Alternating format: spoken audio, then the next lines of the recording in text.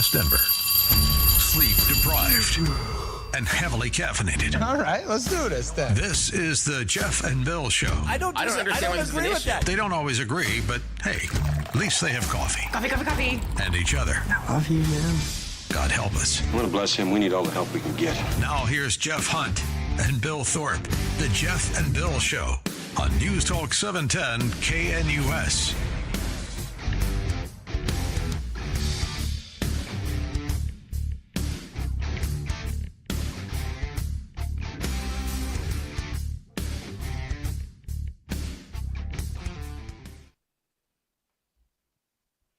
6 a.m. in the Mile High City on this Monday, July 28th, 2025. Good morning, Denver, Colorado. You've tuned in to the Jeff and Bill Show News Talk, 710 KNUS. I'm your co-host, Jeff Hunt, along with Bill Thorpe, bringing you the freshest insights, hottest takes from the right, left, and center. America may be red and Colorado blue, but it all meets here right together on the Jeff and Bill Show, where you're invited to be a part of the conversation by giving us a call at 303-696-1971, 303-696-1971. We also have a text line that you can text in and join the conversation. The text lines go right in, or the text goes right into the studio where Billy and I can see it. 720-819-5115, 720-819-5115. Lots of news to catch up with today. The president traveling in Europe. We'll have the latest from there. Comments made about immigration, comments made about trade. All of that we'll get to. We'll also give you an update on the James Craig trial. This is the dentist here in Aurora, Colorado, allegedly poisoning his wife with cyanide-laced protein shakes. We'll give you the latest as the detective took the stand on Friday and what to expect this week. Sean Foyt, if you remember, he was in Colorado recently. Lauren Boebert and him did a worship rally at the Colorado State Capitol. Well, those shows are being canceled in Canada, in part because they just don't like his politics. We'll give you the latest on that. Plus, Erin Lee, the executive director of Protect Kids Colorado, has got a petition heading to the U.S. Supreme Court regarding her trial. So a whole lot to cover. But now it's time for News and Comment with Mr. Blake Olson. Blake Olson, News and Comment. Hey, good Monday morning. 64, mostly clear. Beautiful up and down the Front Range. Get out there and take a walk. Expecting a high of 98 today. This portion of the news sponsored by Pastor Camp Heating and Air Conditioning at 303-777-1234 to learn more about special savings opportunities on Lennox equipment. Our top story over the weekend, 170 passengers and crew members on a flight from Denver to Miami had to exit a plane. You may have seen this on the emergency slides after an issue with the landing gear. Mark Serkis was one of them, saying he heard a loud bang before the plane slowed down. When I heard the boom, I knew something was wrong. It was a loud noise from under a plane. I knew something serious just happened. The FAA says the American Airlines flight reached speeds of 150 miles per hour on the runway in Denver Saturday before having to abort the takeoff due to a possible landing gear incident during departure. All passengers were evacuated safely. One person treated for a minor injury. A teenager was run over by a boat while tubing at Cherry Creek Reservoir on Sunday. Reportedly, he hit the propeller of the boat. CPW says he was conscious and breathing when they responded. So what I think I hear you saying is there is still an opportunity for indictments, potential prosecutions, accountability from those people who may have lied under oath, like John Brennan, James Comey, and perhaps Hillary Clinton. Maria Bartiromo with CIA Director John Ratcliffe on Fox News Channel on Sunday. The heat is turning up on commies Brennan, Clapper, Comey, and Clinton. Well, that's why I've made the referrals that I have. DNI Gabbard has made referrals. Yeah. And why we're going to continue to share the intelligence that would support the ability of our Department of Justice to make bring fair and just claims against those who have perpetrated this hoax against the American people and this stain on our country. And Brennan, he goes on messy NBC with a beta and an overweight Lionel Richie impersonator to attack Tulsi Gabbard because that's all he has. I think she's projecting. Obviously, she's engaged in the politicization of intelligence to support Donald Trump.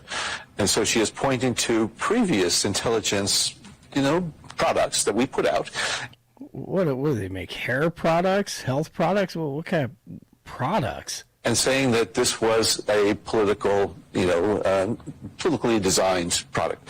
Yes, it was a product. Absolutely. They manufactured it and they designed it, and it was fraudulent corruption. I think what she's trying to do is to gain the good graces of Donald Trump. Clearly, several weeks ago, she was on the outs. Because, Donald Trump said that basically that she was wrong when she said earlier that the Iranian nuclear program, the weaponization program, had not restarted. And so I think they were seeing that she was not being invited to meetings, she was not in the confidence of Donald Trump and others. And so in a very, I think, hurried sort of exposition here of information, she puts this out. I wish she would look at the evidence. I wish she would look at the assessment. She's looking at that, and he's on an all-out PR smear campaign right now. DJT says a new trade deal with the European Union will lower tariffs to 15%. He said the 27-member EU has agreed to purchase $750 billion worth of energy and $600 billion worth of investments in the U.S. Stock futures up this morning before the opening bell. 47 also had the opportunity in Europe to rip another form of energy. And the other thing I say to Europe, we will not allow a windmill to be built in the United States. They're killing us. They're killing the beauty of our scenery, our valleys, our beautiful plains. And I'm not talking about airplanes. I'm talking about beautiful plains, beautiful areas in the United States. And you look up and you see windmills all over the place. It's a horrible thing. It's the most expensive form of energy. It's no good. They're made in China, almost all of them. When they start to rust and rot in 8 years, you can't really turn them off. You can't bury them. They won't let you bury the propellers, the props, because there's a certain type of fiber that doesn't go well with the land. That's what they say. The environmentalists say you can't bury them because the fiber doesn't go well with the land. In other words, if you bury it, it will harm our soil. And in the meantime, it harms all the birds flying through the Yes, and they're terribly ugly. Yes, I'm glad he brought up this. Because I've felt this way before. And look, I've had disagreements with family members on this. The people, they say, it looks beautiful out there. It looks so peaceful with those windmills going. I'm like, no, they look terrible. And they destroy the scenery and the rolling hills, wherever those may be, or the worst, put them out in the ocean. That's what you want to see. You want to look out upon an ocean and see windmills? No. No, I don't. Power lines and windmills, you don't want to see those by the ocean. Well, and when you calculate what's necessary to build these things, the big concrete pads that they've got to go on, and then the trains that got to ship all this and material out there. You drill. I've been out to a fracking rig before. Did a whole tour of it, walked around, met the people who worked on it, and those initially start kind of big. Yeah. But then they can horizontally frack now, so they can go really far out. I mean, miles out in a single direction and frack. And then when they're done, it's just a small little concrete pad and a little device at the top of it. Whereas these windmills are huge. They stand, 100, 200 feet in the air? Oh, and then huge. Gigantic. And people don't understand this about Colorado is that with Governor Polis's initiative to be totally energy clean by 2040, The entire eastern part of Colorado is going to have to be developed. I mean, Elbert County's approving these like 600-acre solar farms, and then windmill farms. And then there's big debates with Excel right now where they're having to bring all this power in from the Eastern Plains into Denver via these huge transformers and power lines built by Excel. They refuse to bury them. So in order to achieve this 2040, you're building and spending a huge amount of energy to get to where we could be quote-unquote clean in 2040. And it's going to cover the eastern part of Colorado with windmills and solar farms. Right. I mean, clean, to me, when I think about clean, it's not a solar farm in Boulder County. You know, these things, they're so ridiculous. Yeah, if the sun shined 24 hours a day, 365 days a year, maybe it'd be worth it.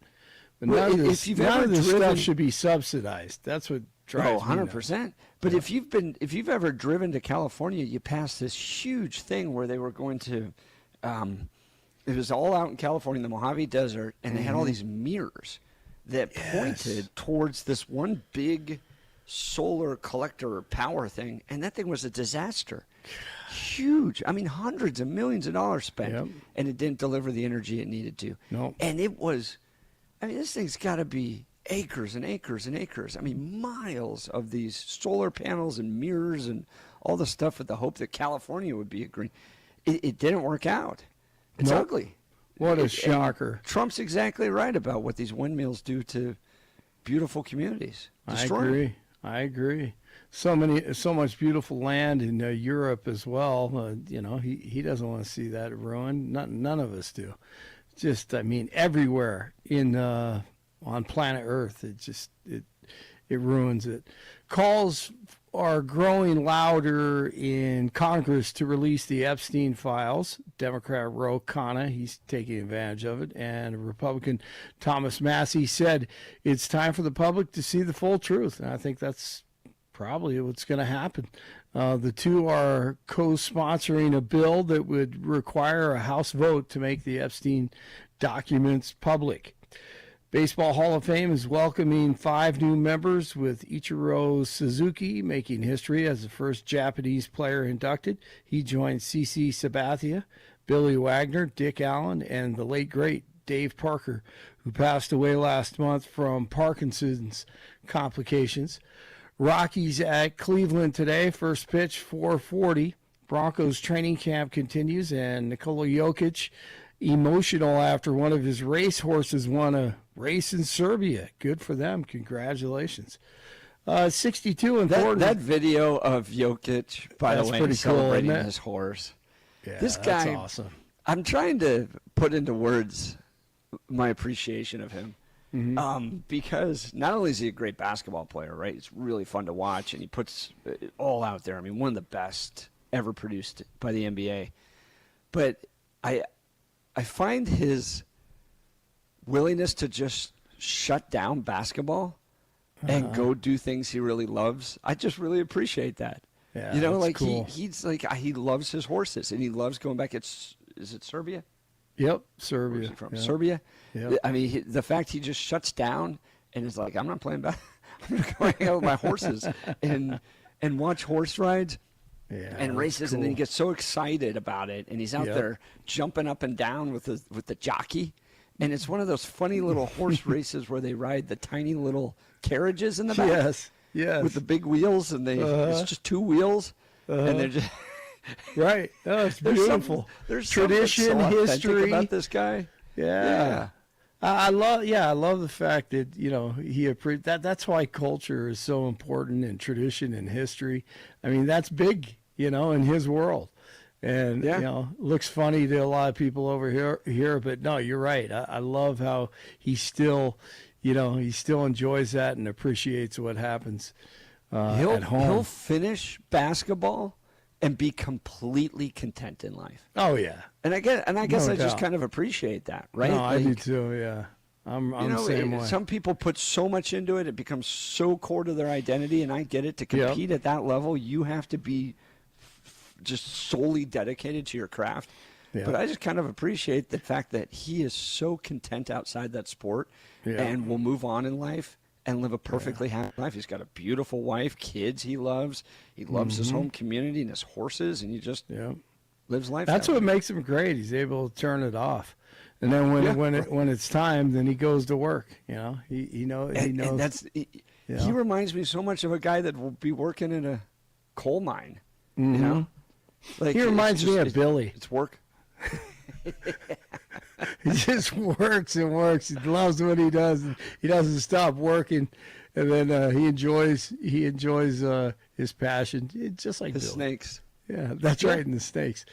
62 in Centennial. I agree with you, Jeff. 64 in Denver. Jeff and Billy do continue. Hey, here's a DJT at the golf course in Skyline. Good looking drive, man. You could, that was pretty cool to see him on the golf course, and the obvious Secret Service protection that he had as well. That was great. Blake Olson, News Talk 710 KNUS. The Denver forecast on this early Monday. A few passing clouds this morning. Temperatures around 65 by daybreak. And for the rest of your Monday, mostly sunny, pretty hot today. Highs in the upper 90s. Partly cloudy tonight, lows around 65. Chance for showers and thunderstorms return for Tuesday. Highs around 95. Weather brought to you by L&L Heating and Air Conditioning. For quick, trustworthy, and dependable service, call L&L Heating and Air Conditioning at 720-851-1691. Visit them online at bestdenverhvac.com. That's bestdenverhvac.com. You'll be comfortable with L&L. I'm day weather meteorologist Patrice Sutter in the 710 KNUS Weather Center.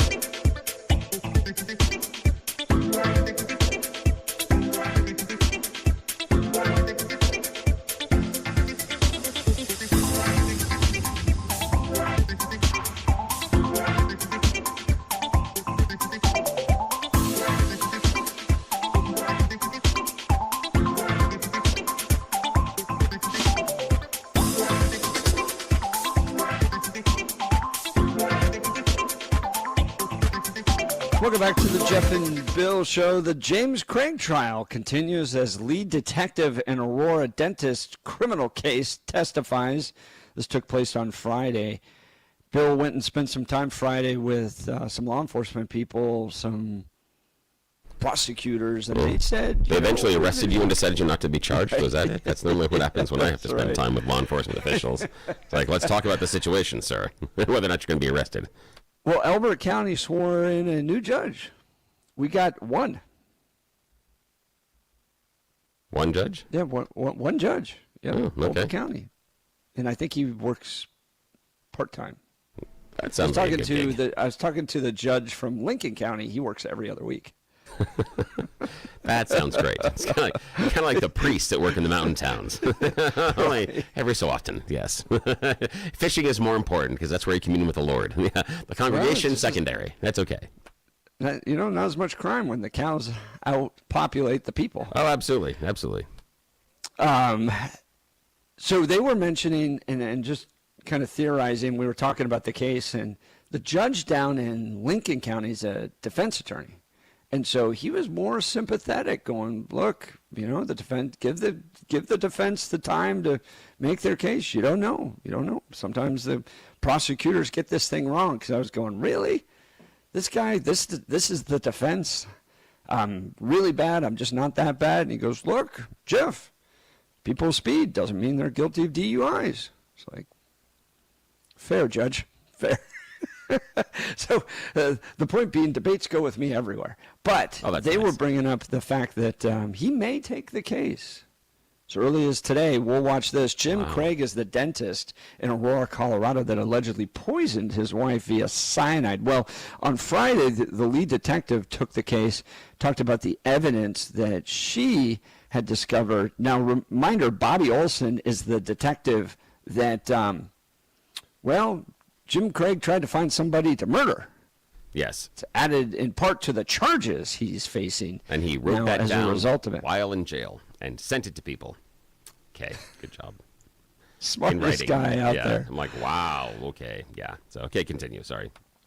Well, he made the argument, Jim Craig did, that, look, this was all his wife's idea. And what was put into evidence was this note that was written on his iPhone that kind of laid out what Jim Craig believes happened.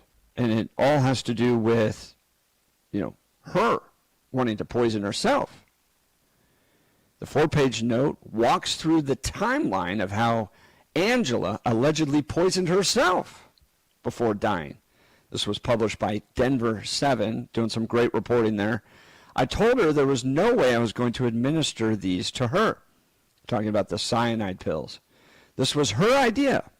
All I would do is prepare the dosing so she could choose what to do. Oh, that's great. Good job. I just... I don't kind of think... sounds like facilitating a murder or manslaughter or something. Like, you're going to get in trouble even doing this. Yeah, they're a thing where I know that in states that don't have the assisted suicide law, putting the medication on the table for the person to choose to take it does hold some culpability, because you are making it available and giving them the option and facilitating, like you talked about. So the other part that's basically loading the gun. Yeah, the other part that's really strange about this, and so far, and we'll see where the defense goes with this, is that while Jim Craig's wife allegedly was doing this suicide game of chicken, from what we've seen so far, and I don't know what else is going to be introduced, the one thing that Dr. Craig didn't do is talk to a psychologist or a psychiatrist about getting his wife help. Instead, he went out and got the stuff for her to unalive herself. He didn't ask any questions. The other thing that we haven't seen and worked quite hard to get it, by the way. The other part that we haven't seen is we have a lot of internet search history that surrounds poisons that can't be detected, poisons that will kill people, levels of poisons. The one thing we haven't seen introduced, and again, this wouldn't be on prosecution, this would be on defense, but the defense should be introducing the searches for how to stop my wife from killing herself, how to help my wife when she's considering suicide, how do I talk to someone when they're considering suicide, help. What I'm seeing is I'm seeing him help facilitate it, not try to prevent it. And that, to me, if I'm sitting there as a juror or if I'm a prosecutor, that's something I'm going to nail. I'm going to go after that. Well, and what becomes a rebuttal, in my mind, a very strong rebuttal against the idea that she did commit suicide is actual video surveillance footage of Angela. And the prosecution played this, of Angela going, James, it's your fault they treat me like a suicide risk, and nothing I was going to say was going to be believed. Yeah, because he had set that table saying she wants to kill herself, and then that colors any of the information that she gives to the physicians or the nurses. Yeah. Well, and this was secretly recorded in the sense that they didn't put this on a camera, looking at the camera like the way you and I are, Bill.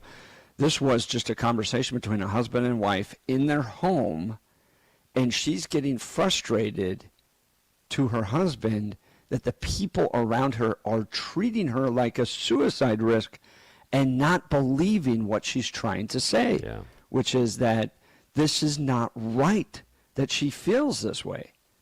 So that she's in got my questions mind, about it. right, like if you're wanting to commit suicide, you're not getting angry that people aren't believing that you're sick for some other reason. Because you understand the reason why. There wouldn't be these questions about why do I feel this way, and that's one of the threads, and very intelligent of you to see that one of the things that so far James Craig defense team has not been able to answer is, if Angela Craig was trying to kill herself, why is she so confused about her illness? Why does she not know the cause if she is playing this suicidal game of chicken with her husband? All right, that's exactly right. So in this note, and from what I believe, Bill, this was a note that Jim Craig wrote on his iPhone. Yeah, that's my impression too. He has a 4-page it's called note. An alibi. Basically what it is. Don't you love it when you get caught and you're totally innocent, and lo and behold, you had a 4-page alibi? Yeah, pre-existing in your phone? It's great. Almost like there was a plan. But we're making allegations. Exactly right. He writes, I told her our next conversation needed to be loving and sweet, and we had to put on a show in public that we were a happy, loving couple, and she agreed. 2 Mondays ago, she tried the eye drops. That was our first ER visit.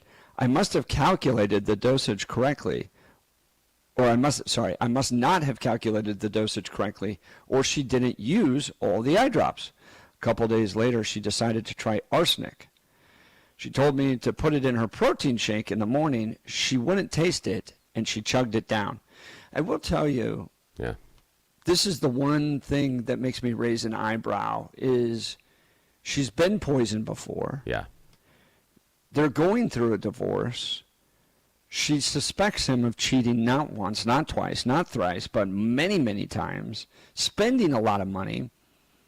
And she just willingly drinks the stuff that's been handed to her by him? Here's the thing, though, is given all of that, should she assume death? And that's the idea. Is Correct. Let's say you're going through a Good difficult response. situation.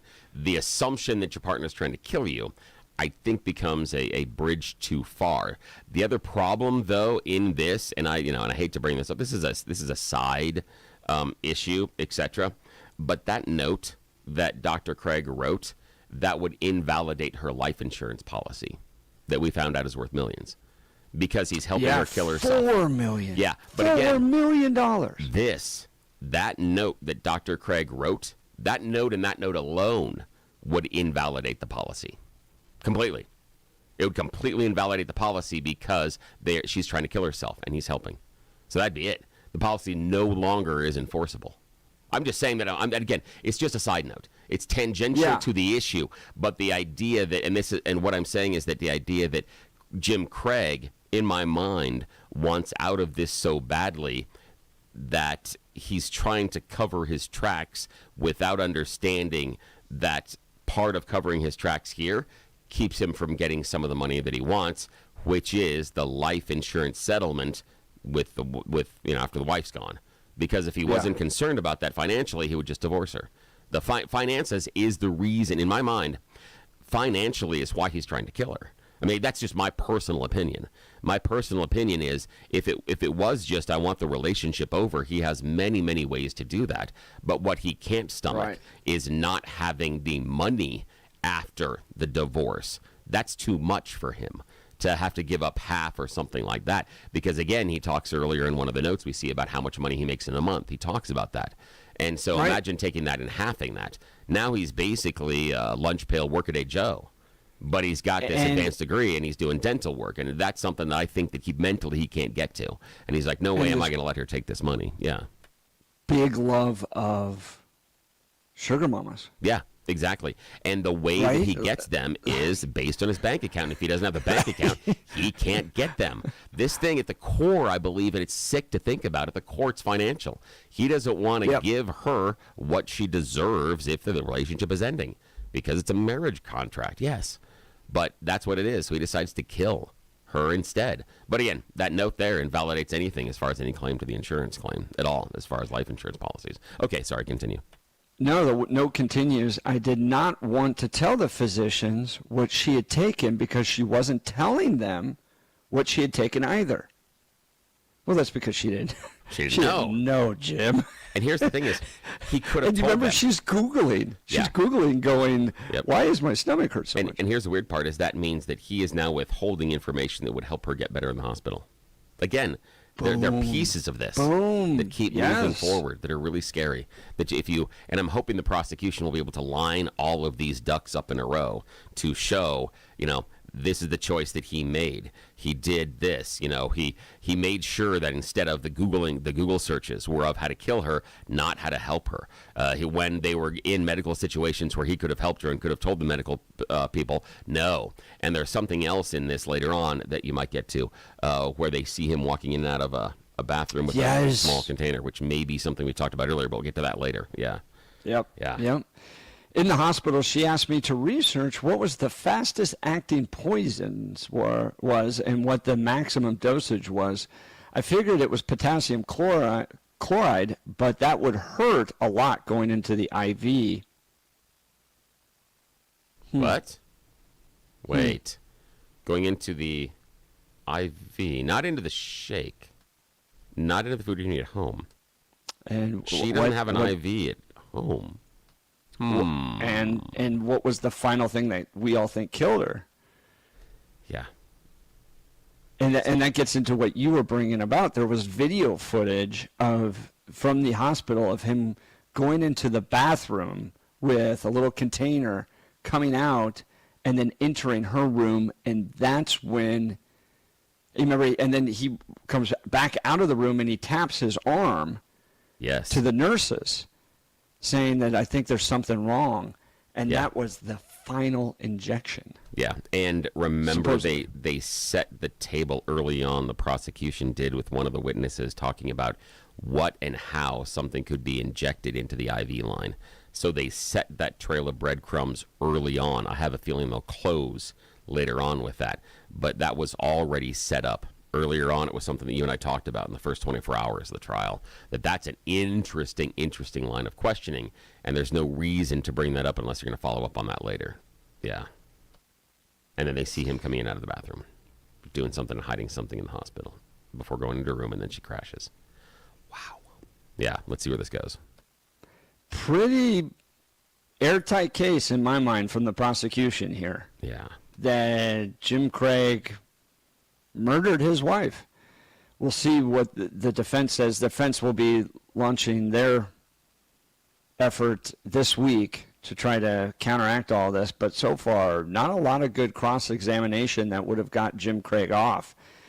I mean, you have the motive, you have the means, and you got a lot of suspicious activity all around this that leads me to believe he's guilty in this one. So we'll have to see what the defense says. Feel free to join the conversation. Give us a call, 303-696-1971, 303-696-1971. Text us on the Dan Caplis Law text line at 720-819-5115, 720-819-5115.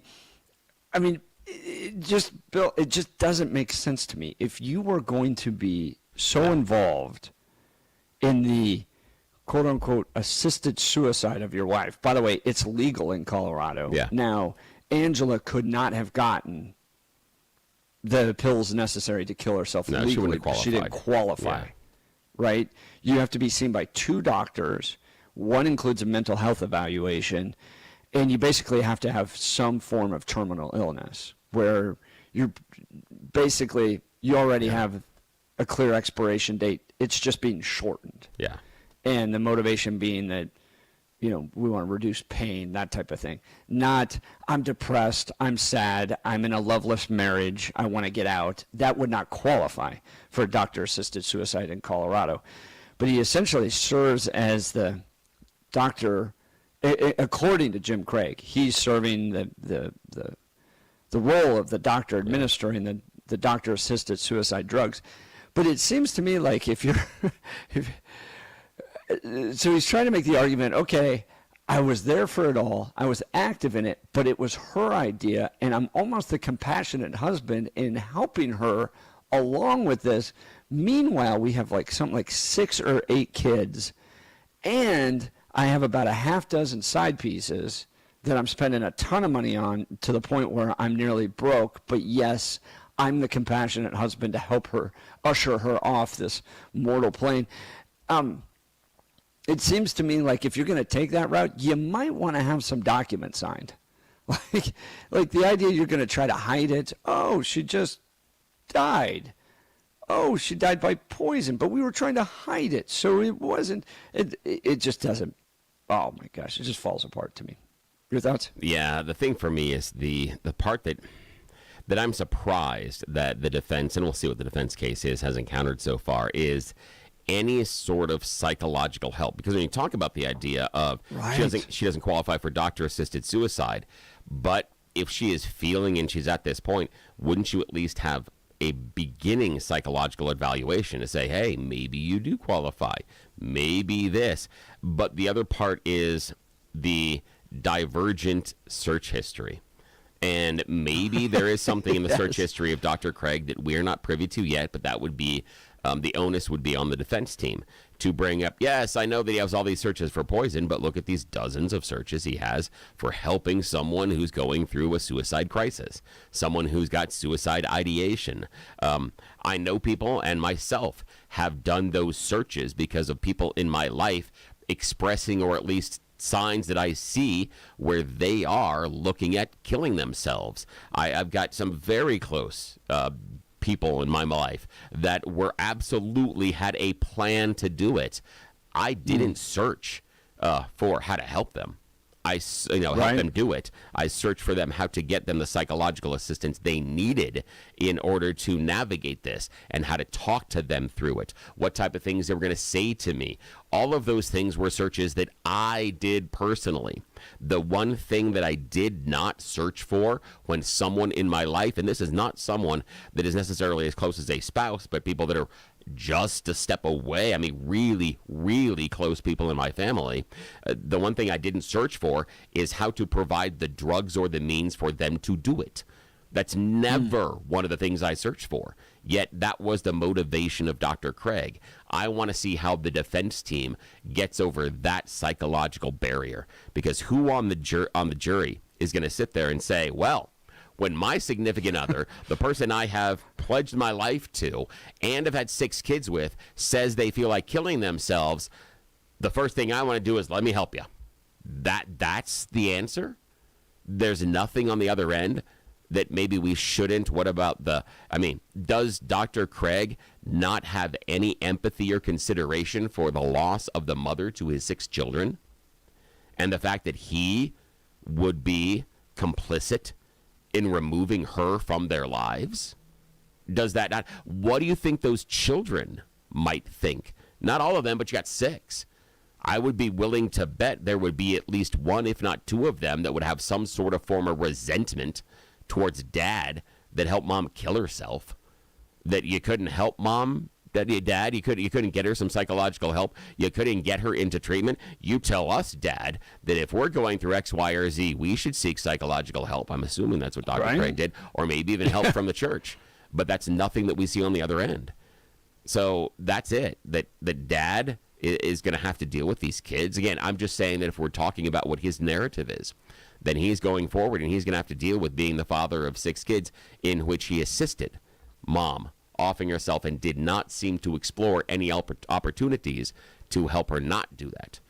Instead, went out and got the stuff for her to do that. Imagine that Thanksgiving dinner. Wow. Well, yeah, and even if he gets cleared on all this, so you had a half dozen side pieces, Dad, and you wasted all of our money, Dad. I mean, could you imagine the kids and your inheritance going out the door because your dad liked having one-off sexual relationships and then funding cars to their children? Like, none of that has been challenged by the defense. The defense is, what? What, this guy? Yeah. In a relationship? No, they're like, he was pretty bad, but he just wasn't this bad. Yeah, and if you're one of those kids, you better be getting a car at your 16th birthday. You better, because dude bought a car, a Honda Accord. Again, $9,000. Again, I'm gonna stick on the car though, because smart car. I mean, $9,000 is $9,000 is nothing. But nothing necessarally. But an Accord, you're gonna get that's a deal. I mean, you got a deal on a $9,000 Accord. I'm guessing you're probably doing something that's late '90s, early 2000s, probably depending on mileage. Mileage and condition is gonna play a lot with that price. But again, you bought a car for the side pieces. Kid, You're not going to buy a car for your kid? That's the thing here. It's like, Dad, there better be a giant bow in the in the driveway this morning. Where's my car? Yeah. Breadman brings up a good text, by the way. You can give us a text line at 720-819-5115, 720-5115, going, there's no moral backbone with this guy. If they were going to church, he wasn't listening. And here's actually what makes me think he's guilty. As somebody who takes my faith very seriously, you're somebody who takes their faith very seriously, Bill. But we all know those people that, for whatever reason, it might be peer pressure, cultural pressure, they've decided to walk away from their faith, but they're so desperate to look good in front of their community, they'll never admit it. And then it becomes this bizarre effort to try to hide a lifestyle they really want to live, but because of the social pressure, will never actually embrace it and try to hide it.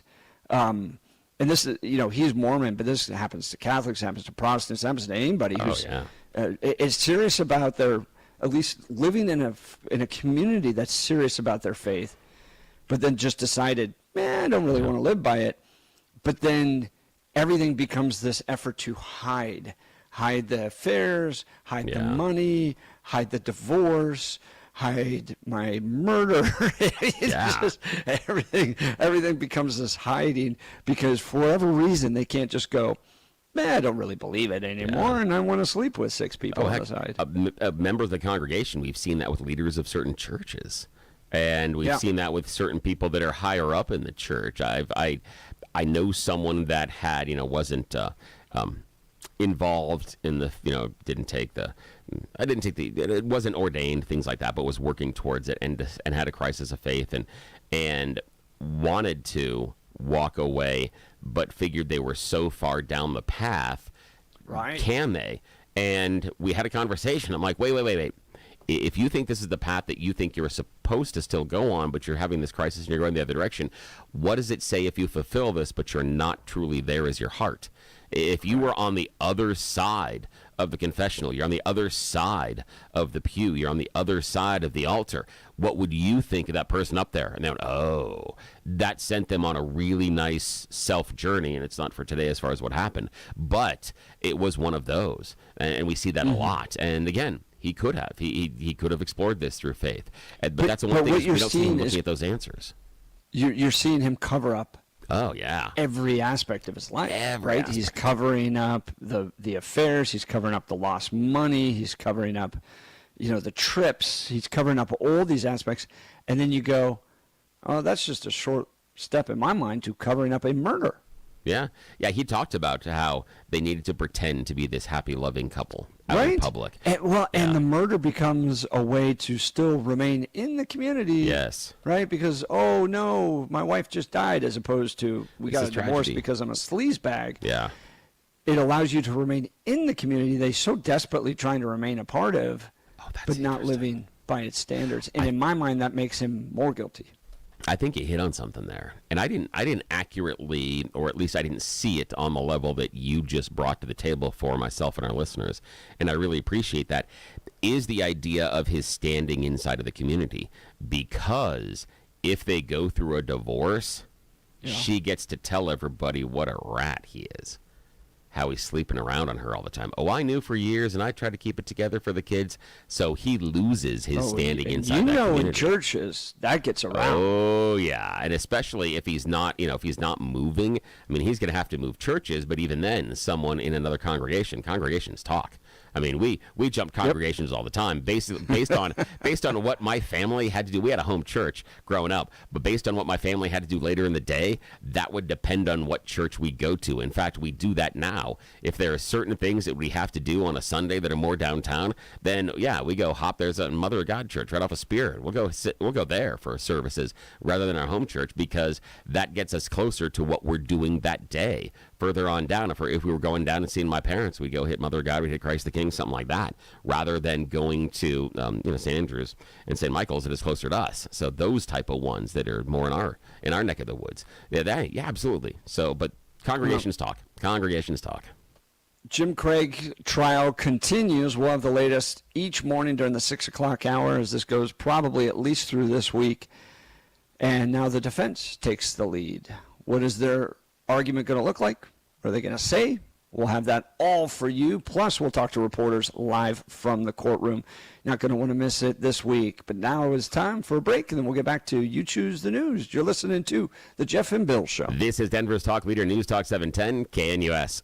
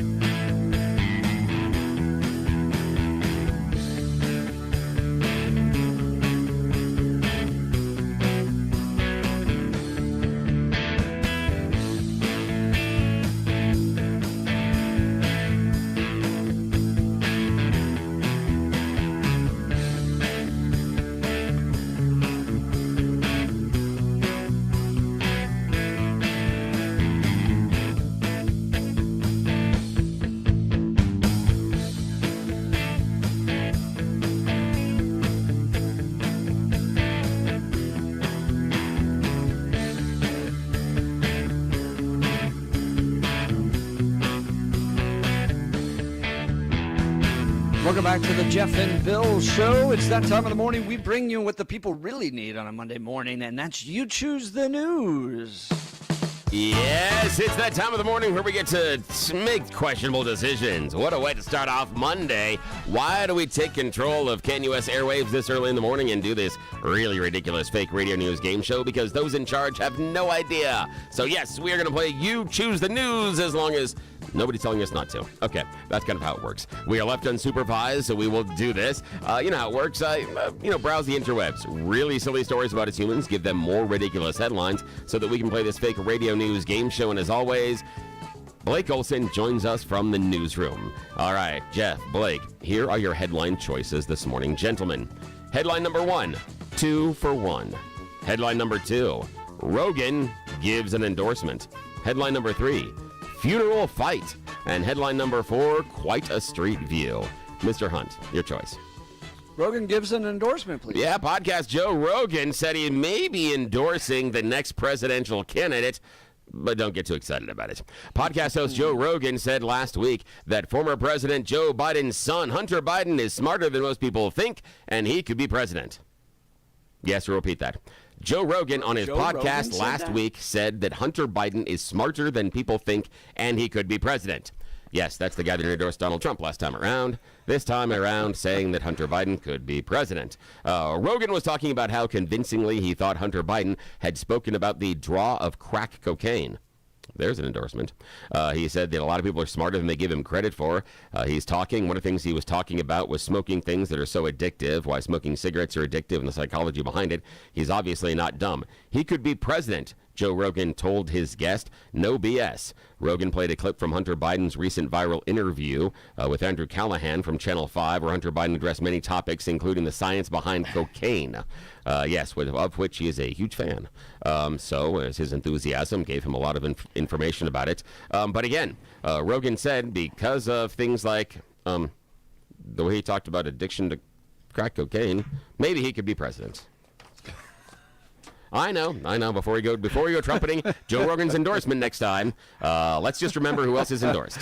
Just where we're talking about track record here. Technically, if his father was president for 4 years, anyone could be president. Yes. So yeah, maybe I got to look at that video. Country? I just love the fact that he's like, did you hear how well he sold crack cocaine and how he said that's just why I'm like, not sure that's what I'd be looking for. On the list of things I want for my presidential candidate.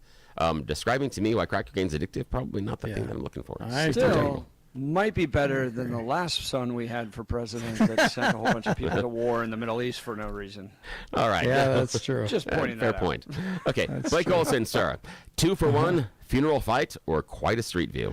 Let's go with the funeral fight. Yeah, this is a funeral fight. Now, we talked about it last week. Terry Boella, you know him as Hulk Hogan, has passed away. Yeah. But now there's a fight over the funeral. Don't know if it's going to go full cage fight, but it could get rather ugly. See, the family is debating how they're going to bury him. Are they going to put him in the traditional black and white suit, or does he have to go all Hulkamaniac? Yes, there's a question inside the family that do they lay him to rest in a suit or the spandex and bandana that defined his career? I know. Now, what do you think, Billy? Of course. Oh. For me, it's a rough one. It's a rough one. For me, I don't think that at the age of 71, I just put him in tights. What I would do is I probably would put him in a shirt and a tie up top or a bow tie, and then the tights on the bottom with the boots. However, this is the two things I would do. Regardless of whether or not we do suit, you have to bury him in his boots, and you bury him with his bandana. Now, you don't use the traditional boots that he uses normally for wrestlers. They're left in the ring. So the ones that he worked in the ring in all the time, I would hang on to those. But a different pair of boots, I absolutely would bury him in his boots or bury him in his bandana. I'm open to conversations about whether or not we do the suit. You guys, what do you think? I knew you'd have an answer. Yeah. We're up against the break. Ah, crap. Okay. We should totally debate Last one. Okay, last one. Jeff Hunt. Quite a street view or 2 for 1? 2 for 1. 2 for 1. Virginia man, this is going to come, that's a way to close the hour. Virginia man accused of killing his wife over infidelity said, yeah, I killed the other guy too because I was already going to jail. What you going to do about it? Yes, once he found out that his wife was allegedly cheating on him, killed the wife and then killed the lover because he was always going to jail. So he was like, what am I going to do? 2 for 1. Can't kill me twice for it. All right. That's it. That's Let's it. Here's the continue news. this debate. How should Hulk Hogan be buried? You're listening to The Jeff and Bill Show. This is Denver's Talk Leader News Talk 710 KNUS.